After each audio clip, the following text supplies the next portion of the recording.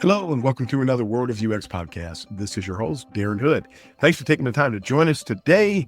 A very special welcome, as always, to those of you joining us for the first time. We're continuing with our Talk Circuit series, and today I'm going to be sharing an interview that I participated in that was conducted by the folks at Zeplin. Many of you out there are familiar with Zeplin, or you use Zeplin in your daily design work.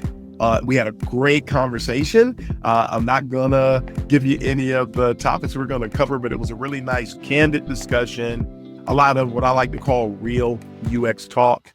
I will say that I did spend some time talking about what the future holds for UX professionals, talk about some of the challenges that we face, how to overcome those challenges. And yes, I did spend some time talking about AI, but that's all I'm going to. No more hints. Go ahead and dive into this really wonderfully candid discussion, and I hope you enjoy it. See you at the end. Beautiful way to start it off and hear all about what you've been talking about for all these years. About you're late. I'll go back into it as you say. Okay, sounds good. Yeah, we were just talking about, I think as I'm setting everything up, making sure everything looks nice online, we were talking about how you've been saying since 2011, correct me if I'm wrong, that UX is under siege. So if you could elaborate on that concept a little bit more, that would be fantastic. Absolutely. So, hi, everybody. Glad to be here. When I said in 2011, when I said it was UX under siege, it was based on an observation that I made because I came into UX sort of kind of from the world of instructional design. And for those that don't recognize that terminology, instructional design, just think of training. But it's the science behind training. How do you properly establish a learning experience so it can be optimized? So that's what I used to do. I have 5 certifications in that arena. I'm a master trainer. All that I have a grad level cert in educational technology. That's my background. So I know that stuff like the back of my hand. And when I came in, I started noticing in instructional design, and some of this is going to sound familiar. I started noticing that companies didn't understand instructional design. Leadership didn't understand training and what it took to put together training. That should already start to sound familiar because they don't understand UX and they don't understand what you're doing with UX. And a lot of times we're limited from a perception orientation to the aesthetic instead of instead of what's beneath the surface, which is where UX operates mostly. So they didn't understand it. They started bringing in unqualified people to do what we did. Does that sound familiar? They started if you ever gone to a training session and had somebody just read to you off of a PowerPoint, that started happening around 2003, 2004. That's when I was a full-time instructional designer at that time. That's what I did. And that's what people were doing. And it was like, was the guy from Ferris Bueller? What's the guy who Bueller? These people start sounding like, and the company just didn't know. And to keep this sort of short, they commoditized and discounted what the instructional designers were doing to the degree that we were the first people to be cut. And you would see these massive layoffs of people in that space because they didn't understand the value we brought. They didn't understand what it took to do what we did, to do it right. And so they discount, oh, well, anybody can do it, so we don't need these people. Yeah. Sound familiar? This was like the best intro I think I could have asked for, because I think this ties in perfectly to initially how we even got connected, because you had originally posted that somebody had rejected somebody from a job application because they didn't have Zeplin experience. And that, I think that I shared that with our crew internally, and they were all like, oh no, like what are they talking about? What's going on? Like, so I'm excited to dive more into this because, you know, like you had mentioned, the pendulum is swinging, and it's a very repeatable cycle and pattern, which I'm excited to sort of unearth that with you, which is why I'm super excited to have you on here today. For those of you who are just tuning in, or for those of you who have been here for the last few minutes, enjoying Darren's impassioned speech. My name is Nico from Zeplin. This is our community interview series called Design to Dev, where we chat with people who are designing, building beautiful products, and especially those behind the scenes too. So very excited to have you here today, Darren. Maybe if you want to go ahead and give a quick little intro, tell us a little bit about who you are, what you do, and what you're working on. We'd love to get to know you. Sure. And thanks for having me. I appreciate being here. My name is Darren Hood. For those of you who are not familiar with me, I like to jokingly, I don't say this too much, but I'm going to say it again today. People like to refer to me as an OG in the world of what we now refer to as user experience. We didn't always call it that, but we do now. I've been doing this work since 1995. Like the vast majority of people in this arena, I fell into it. You didn't decide to do this work. At that time, you fell into it. Something came up, right place, right time. You had some of the qualifications or you volunteered and there you go. That's how I fell into it. And so I've been doing this work for a while. Again, 28 plus years now. I've worked in almost every type of arena, all the way up to Fortune 50. I'm also an educator. I teach at 5 universities, including Michigan State, Brandeis University, UCLA.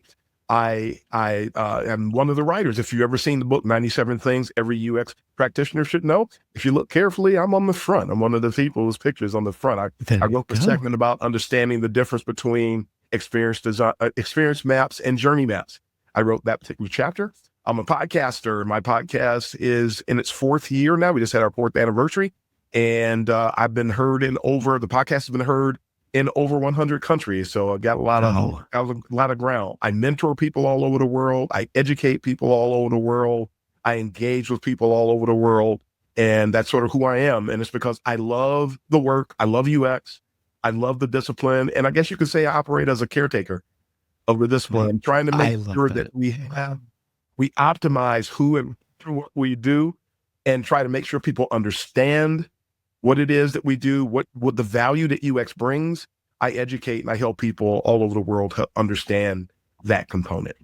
That is fantastic. And we have some very excited fans here today too. We've got Nas, Kel, Amy, all in the chat on LinkedIn who are excited for you, excited about your energy. And it's just excited to learn more about who you are and more about your experience there too. So thank you very much for sharing. It's fantastic to have you. If you could maybe point to anything, maybe like a core belief or an experience that shaped you the most throughout your career, what would you say that would be for you? Oh, God, I love that question. Back in the days before Facebook, some people like, there was a day when I can't remember the acronym that was used. There were either bulletin board systems, the way we interacted with people across land and sea and time was through BBS systems. And I can't remember the acronym. There was this other thing, and it was just like a running chat that you could engage in. And you would go into these systems and no faces, you just would have conversations.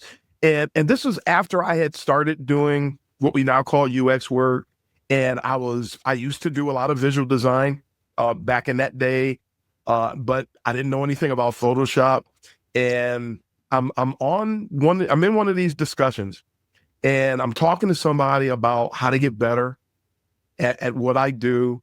And at the time, oh God, I was using Corel Draw, Corel Photo Paint, this thing called ULEAD Photo Impact. I thought Paint was great.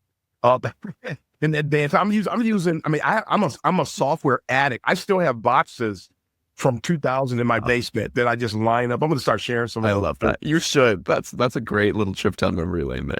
And here we are having a conversation, and I'm talking to the person about Photo Paint. That was my top level. That was the best app that I was using to do anything that you might do today in Photoshop. And the person said, he's giving me tips. I mean, I would talk to authors, all kind of phenomenal people in these circles. I wish I could remember what the thing was called, but I can't remember. But it might be BBS. But the person said, when you get serious, think about getting Photoshop.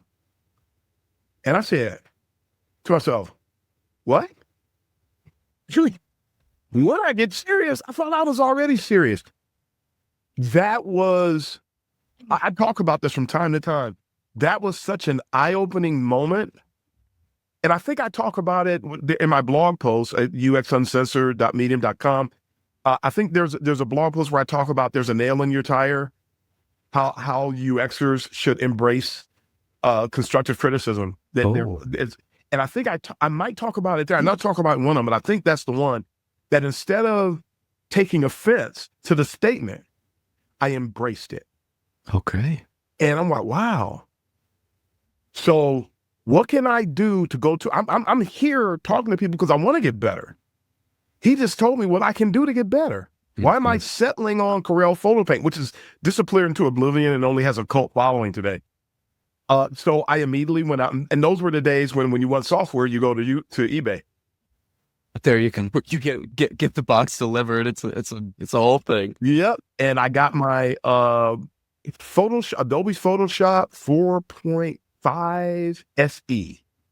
That was my advent into the world of Adobe Photoshop. And I was never averse to truly constructive criticism, but that was a real eye opener for me because I thought I was on the right track. I thought I was doing.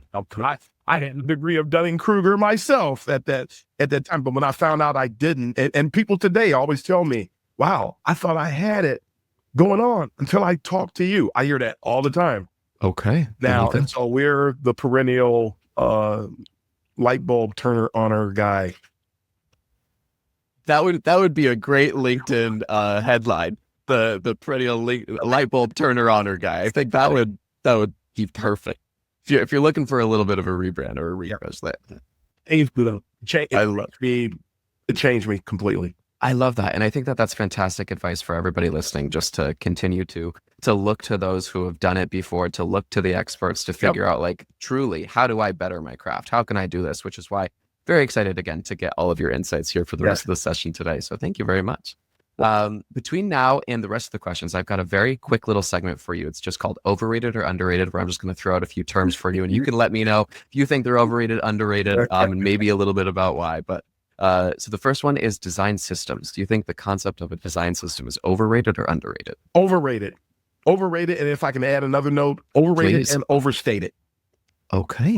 I actually did on one of my podcast episodes recently, I talked about how that design systems, there's two critical faux pas associated with design systems. And I'm not saying that they're not valuable. I'm just saying that we need to understand a couple of things. Design systems in, say, 2002, you didn't hear anybody talking about design systems. Mm-hmm.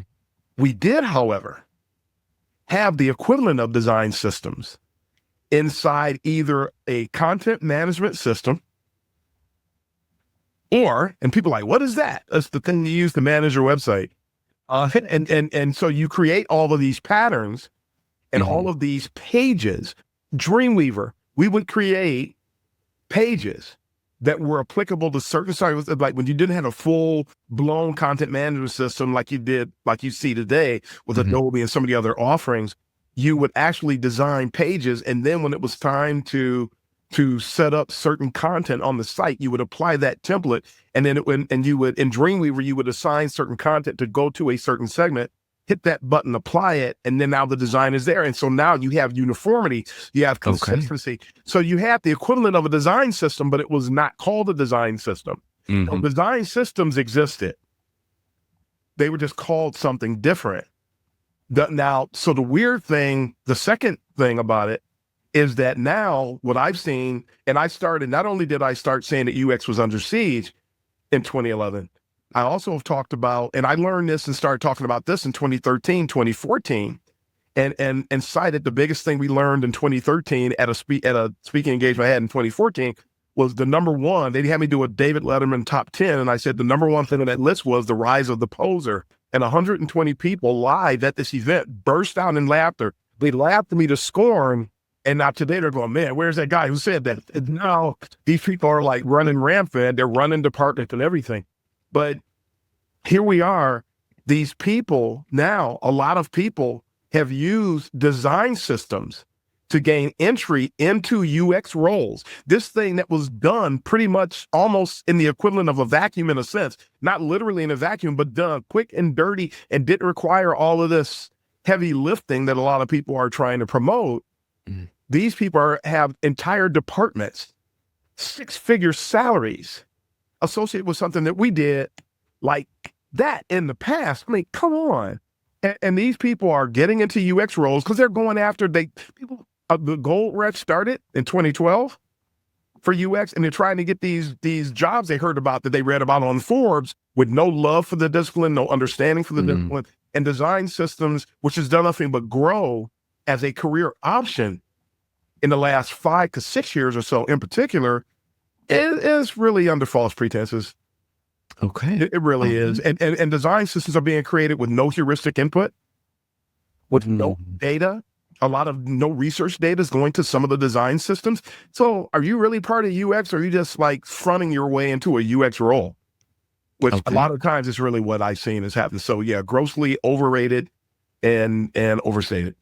I appreciate the context behind that, because I think, like with any profession, you'll have the few, the quiet minority of folks who are taking the time to make sure that everything is fully fleshed out. But then, like you said, once they reach a critical mass, you start having so many people just jumping in, and not for the love of the actual discipline or whatnot, but just because they think it's like, yeah, exactly, just a quick way to get into the field. So I do appreciate that perspective, and I think it's a very valuable one. So thank you for sharing that. And my second topic here for you to see if you think it's overrated or underrated are design portfolios. Oh God. Oh my God. Wait, did you do homework on this for you? Anyway, the grossly underrated would be an overstatement. I would say asininely overrated.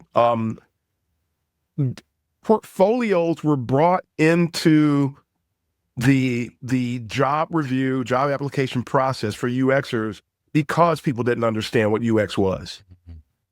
If you were an art director or a creative person, a visual designer, you had a portfolio. You were judged by all of this wonderfully beautiful stuff that you did. And the company would make decisions as to whether or not you would join their company based on the beauty, which is always subjective, by the way, of what was in your portfolio.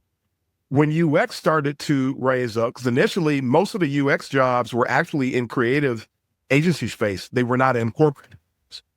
Okay. And so in my career, when I have worked for an agency, and I've worked for 3 huge agencies over the course of my career, never showed anybody a portfolio, was never asked to. I wonder why. The corporate spaces are the ones that ask for the portfolios usually 9 times out of 10, and they have no idea what they're looking at. And they're asking people who spend most of our time beneath the surface, to present something that generates, as one of my peers call it. I absolutely love it, and I say it all the time. It turns the portfolio review as nothing. They may as well call it a beauty contest, because that's what it is. That's what it is. If a real UX person presents their work, it's a bunch of ugly stuff. I had to tell a story to bring some color to this. I worked for a ridiculous company once. I'll call them that. They were terrible, and yeah, they were just terrible. And I, being the team player, hey, we need wireframes for this. You know what? I've got some bandwidth. I can help you out with that. Why did I volunteer for that?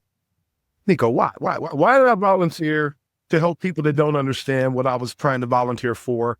And so I did the wireframes for this, but I did ask, you folks do know what wireframes are, right? It's true. I wanted to make sure, because some people use the term mock-up and wireframe interchangeably. So so you do know it. Oh, yeah. But you can ask that, wait a minute, the way they said that, something's, I'm just going to go on, look at that red flag I just perceived, and just go on and do the work of the team out. I'm a team player. And so I did the wireframes. They got the wireframes, never asked me to present them internally. So we never had an internal review before we went to the client. Took my wireframes, went before the client, and then came back to me later and said, the client was underwhelmed by your wireframes. Everybody's underwhelmed by wireframes. Why people don't go, ooh, nobody looks at all the grayscale boxes and arrow. It's excited. So I shared that story to say this. A real UX portfolio consists of all this beneath the surface stuff. Everybody's seen the classic illustration with what's really UX, and you see this iceberg, and there's a little part that's tipped over the top, and the rest of it is UX. That's what it is. So that should be what's in a UX portfolio. But that's not what's happening. And people are competing based on aesthetics. And then on top of that, the people reviewing the portfolios don't know what they're looking at. So they're just, and then they go with what's the most beautiful thing. The person who got selected was faking it till you made it anyway, so they don't care, and nobody's going to turn down a paycheck. So it's a whole bunch of people just doing a dog and pony show. That's a complete joke. It's a jaded currency that is only applicable because people take us for visual designers, or they try to judge us based on aesthetics. When it's not about the aesthetic, it's about the problem solving. It's about the critical thinking, is where UXers are supposed to live. And the visual design and the tools that we use and things of that nature are only like an add-on. They're a complementary element that doesn't really tell you it's really not speaking to what's going on. So it's really sad but I just referred to portfolios yesterday as a necessary evil. Okay. There you go. They're a necessary evil because people don't understand. But when you are talking to somebody that does, like when I've been a hiring manager, I don't look at portfolios. Yeah. I'm going to have a conversation. Now, if you can't really have a conversation, that says more than what your portfolio does. And then I've written people off. There you go. I appreciate the approach there too, because like you said, for pure UX, it's so much but below the surface. It's you're making the thing work. You're not doing anything to make it pretty. And so I really do appreciate that perspective. I especially appreciate the perspective that you shared about, the problem solving and whatnot. So what are some of those best skills that designers can learn today that they can take with them, regardless of the tooling, regardless of anything else? Oh my God. What skills? Analytical skills, synthesis. There's an illustration that I have in the wild. I'll challenge people. Go to images.google.com. I'm saying this because I know it's a fast way to find it. And I'll summarize it this way. And look for Darren Hood landscape of UX. And you will see an illustration will come up. And it has UX in the center. And then you'll see it. First, you'll see all these little sprinkling words about. And it's that illustration that I use to explain to people what UX really is. So when you say UX, which is actually a moniker, UX is a moniker. When you say UX, you're not saying one thing. You're actually speaking to a whole stuff. Somebody actually finally counted what's on there. There are 250 methods, methodologies, techniques, and deliverables on this illustration, all surrounding UX in the middle, because when you say UX, that's what you're saying. And when you say UX, you're usually beneath the surface. And when you're above the surface at the presentation layer, it's still not at the visual design level, even though you might do some visual design. But when you're doing visual design, you're doing visual design. When you're at that level, you're looking at interaction design principles. You're looking at cognitive load. You're looking at semiotics. These are things that we dive into. That's what the UX person does. We are the bones, the sinews, the tendons, the ligaments. That's who we are. We're not this. This is not us. There's somebody else that's doing this. That's why the portfolio thing is so crazy, because you're asking me, you're judging me by a place where I don't live. And that's not ethical, nor does it make any sense, not an ounce of sense. That's a fantastic quote. Judging me by a place that I don't live. I think that will ideally resonate with so many folks. On LinkedIn too, when you said the comment about the portfolio, we had one Whitney Allen, she said ruh-roh. And then we have one person, Andrew, after what you were talking about when you were the hiring manager, saying, how do I apply at Darren's company? So I think that there is we're starting to see again, maybe that pendulum is swinging back in the area of, we need people who are there for the love of the craft. So what are your thoughts on that? It is. I think that because we have a problem in UX today where, Alan Cooper said this 2 decades ago in his book, The Inmates, just by the title, The Inmates Are Running the Asylum. And I don't know if that was a forerunner. I don't know if he was being prophetic when he said that, but the inmates are running the asylum. So a lot of companies, because again, a lot of the vast majority, like over 95% of UX roles were in creative agency spaces at one time. And after NASA and IBM did their ROI research, for every dollar you invest, you get X in return. Then a lot of corporations, because they were speaking corporations' language when they said that. Yes. Realized, really, we want our piece of that pie. And so they started slowly gravitating away from the creative agencies, which General Motors recently got rid of their agencies completely. That news story, that was amazing, isn't it? So all of these years, it's still, the pendulum is still moving in that direction. I should say that everything just moving that direction. Companies slowly were doing that, but they never bothered to get educated about UX in the process. So they were hiring non-UXers for years. We're hiring non-UXers to run their UX teams. And that goes for creative directors, art directors. They're not UX people. Yeah. And the people who were like the progenitors and the pioneers and the long time property holders, if you will, in UX, were actually being shunned for these same roles. And still to this day, I mean, just in the last week, I've seen up to like about 5 of my connections on LinkedIn get director and manager roles without having really enough experience to get those roles at all. But that, it bodes well for the company because they don't have to pay as much money. Actress, you don't have to pay as much in a check. You're going to pay in lost productivity. You're going to pay in attrition. What does it cost? $70,000, $80,000 to replace a person. Yeah. Up to, if you don't have the right person in place to actually help grow and lead and empathize with these people, they're going to leave and that's going to cost you. So you're going to pay people like me anyway. So you might as well just bring us in. Companies are, I wish I could say companies are slowly starting to do it, but I actually am not seeing it. And when I say that, I do dig in the weeds. This is not me sitting up under a tree drinking iced tea, and I'm just going to be raw for a moment, just farting out ideas. I'm digging into these arenas, trying to find out what's really going on. I'm talking to people. I'm doing research. I'm finding out how people are getting hired, even in my own travels, in my own applications. Companies are insane. It's almost like an inmate is actually sitting in a crazy house trying to just hire an influence, because that's what they're doing. When you see I don't apply for roles I don't qualify for, and I get all of these crazy rejection notes. We decided to go with someone else who's more closely aligned. The competition was pretty steep. Competition is not steep. I said this in a social media post recently. When you have somebody at the top of their game and then you have somebody at the bottom of their game, and nothing against them. I used to be at the bottom of my game too. So that's not meant to discredit anybody. It's just a fact. There's no competition between this person and this person. That's not a competition. So don't refer to it as a competition. That's a lie. That's what that is. And it was really steep. There was a lot of great people. How many people, do you have Ichiro apply for your companies? The equivalent of Ichiro? No, using the baseball analogy. Do you have the equivalent of Messi? Use the soccer analogy, applying for a role in your company, and then you go to then you cast that person off and then send them a note and tell them the competition was steep.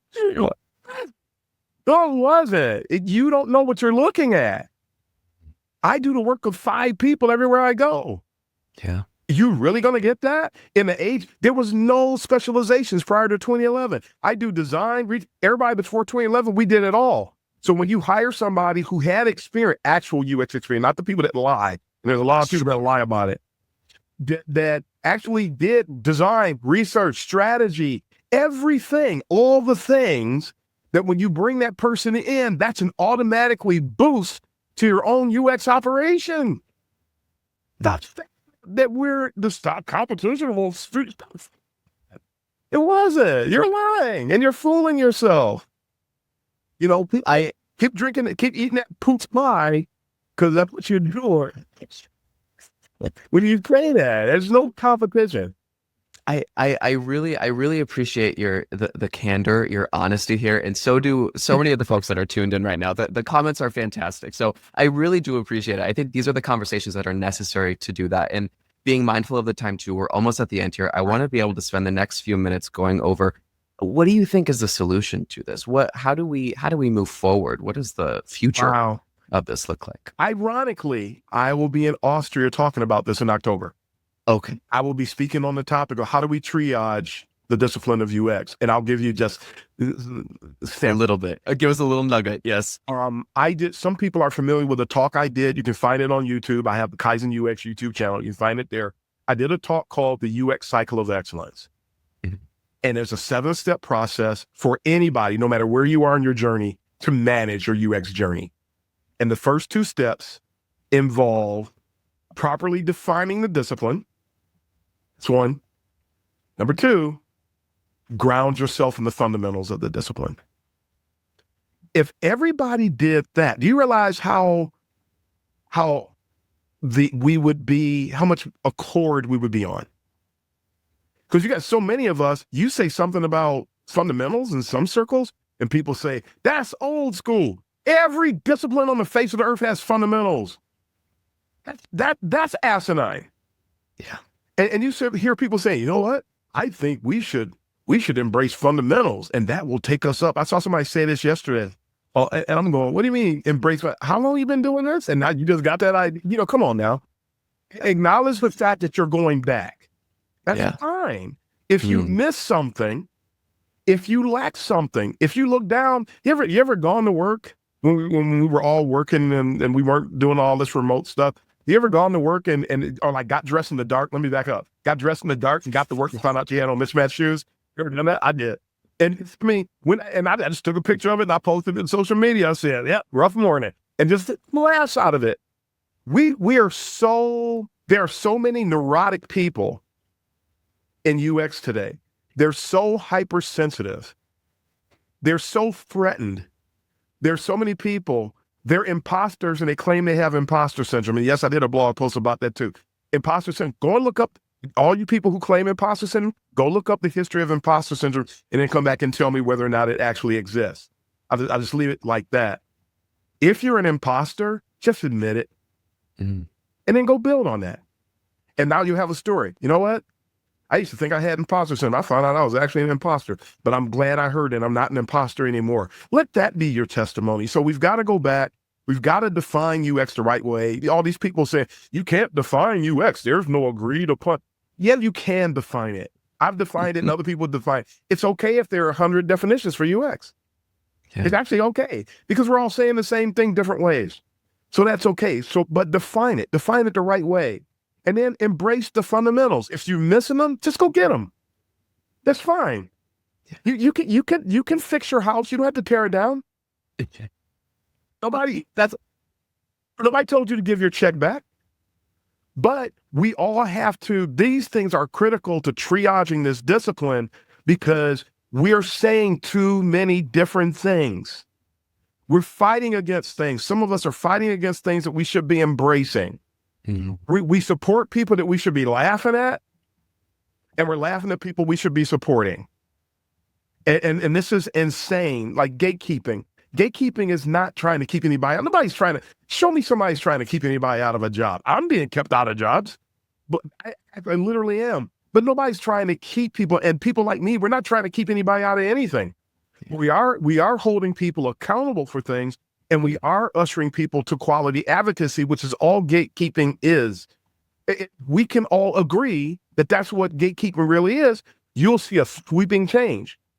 And instead of fighting against people like me, people will start to value people like me. Because right now, unless it's Jacob Nielsen and Don Norman or some other big name like that, people don't, they ignore. And there's a whole wave of people under them. And we're the ones that are speaking out. Because frankly, I appreciate all the things those people did. But other than Jesse James Garrett and Alan Cooper, I've never seen any of the forefathers of the discipline actually stand up against the foolishness. Those are the only 2 people I've heard that actually, I'm not saying other people haven't done it. I just haven't seen it. Those are the only 2 people I've literally witnessed do it. Yeah. Jesse James Garrett said he appreciates what I'm doing for the discipline. And I know things that he's saying. So folks need to stop fighting against us. That will help. Because nobody's trying to stop me from doing anything. Sadly, there are people who fight against us who have about as much seniority, who fight against us and then monetize it. No names, but there are people doing that today too. That's not helping. It's not helping. Not helping. I do want to be respectful of your time. I know we're a little over, so I do appreciate everything that you said, and I wish that I could give you my own personal award for just the way that you speak. I think it's such a fantastic way to draw people in. I think the way that you use just so many very colorful metaphors, like the imagery that you're able to do, is phenomenal. So thank you very, very much for coming on here today. I really do appreciate it. I appreciate your time, and if there's any last words of wisdom or anything that you'd like to leave our audience here, please feel free to do so. Last words, folks. You know about the World of UX podcast. Check it out. I'm monetizing it for the first time. So how much people listen to it, that will start to help me in the not too distant future. Leave a review. You like the podcast, leave a review through whatever venue you choose to listen to it. And if you don't have a chosen venue, go to worldous.com. And I've listed several that you can click on and go to. You can pick one from there. Check out the Kaizen Teas. UX is not equal to UI, folks. Let's stop doing that.